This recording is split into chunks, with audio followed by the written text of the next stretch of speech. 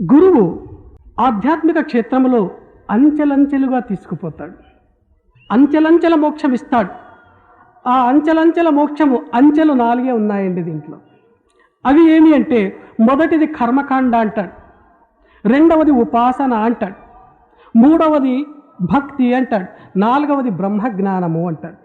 దీన్నే ముసల్మానులు షరియత్, తరీఖత్, హకీకత్, మారిఫత్ అంటారు. చూడండి, మొదటిది కర్మకాండ. చాలా సూక్ష్మంగా చెప్తూ పోతాను. అన్ని ధర్మాలకు అన్ని జాతులకు కర్మకాండ ఉంది. ప్రతి ఒక్క ధర్మంలో వాళ్లకు మంత్రం ఉంటుంది. గాయత్రి మంత్రం అండి, కల్మానండి, ఏదోనండి ఒక మంత్రం ఉంటుంది, పూజ ఉంటుంది, ఉపవాసం ఉంటుంది, దానం ఉంటుంది, తీర్థయాత్రలు. కర్మకాండలో ఈ 5 ఉంటాయి. ఇదే సర్వస్వము అని అనుకోకూడదు. రెండవది ఉపాసన.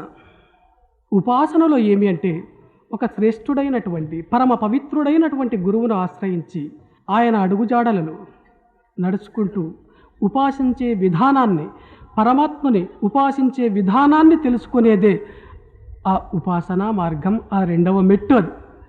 మూడవ మెట్టు భక్తి. బాహ్యంగా ఉన్నటువంటి సమస్త వ్యామోహములను క్రమేణా నశింప చేసుకుంటూ పరమాత్ముని మీద అచంచలమైనటువంటి ప్రేమను పెంపొందించుకునేదే భక్తి అని అంటారు. అది చాలా ముఖ్యమైనటువంటిది.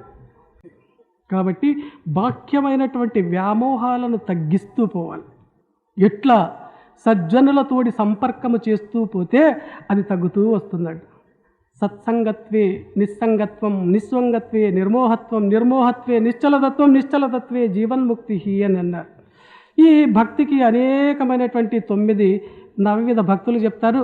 శ్రవణం, కీర్తనం, స్మరణం, పాదసేవనం, అర్చనం, వందనం, దాస్యం, సఖ్యం, ఆత్మనివేదనం అని 9 భాగాలుగా చెప్తూ పోతారు భక్తి. ఇంకా బ్రహ్మజ్ఞానము అత్యంత ఫైనల్ స్టేజ్ ఇది. దీన్ని గీతాచార్యుడు ఏమన్నా అంటే స్థితప్రజ్ఞుడు అని పిలిచినాడు. ఇది ఫైనల్ స్టేజ్. మారిఫత్లో దొరుకుతుందండి ఇది.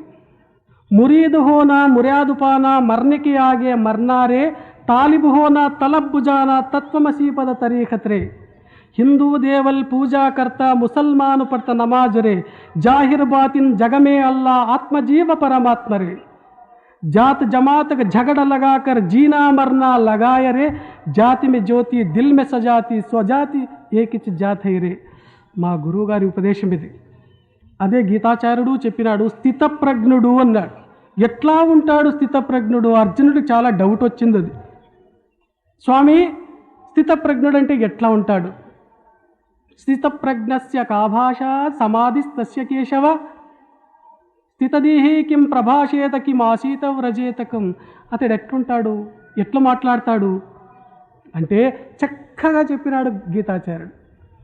ప్రజహాతి యదా కామాన్ సర్వాన్ పార్థ మనోగతాన్ ఆత్మన్యేవాత్మనా తుష్టః స్థితప్రజ్ఞస్తదోచ్యతే. ప్రజహాతి యదా కామాన్ సర్వాన్, తన లోపల ఉన్నటువంటి కామాన్ని సమస్తాన్ని తొలగించుకొని ఆత్మచేత ఆత్మలోనే సంతృప్తుడై ఎవడుంటాడో వాడే స్థితప్రజ్ఞుడు.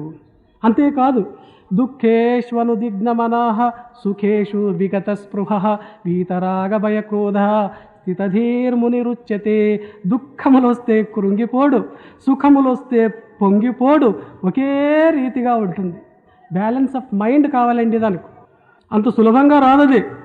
ఎందుకంటే 18 ఉత్తమమైనటువంటి గుణాలను మనం నేర్చుకోవాలి అంటారు. 18 ఇడ్లీస్ కాదండి అది.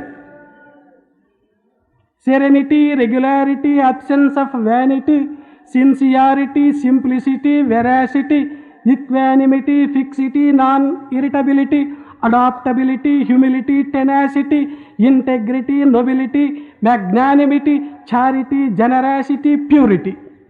Practice daily these 18 itis. You will soon attain immortality.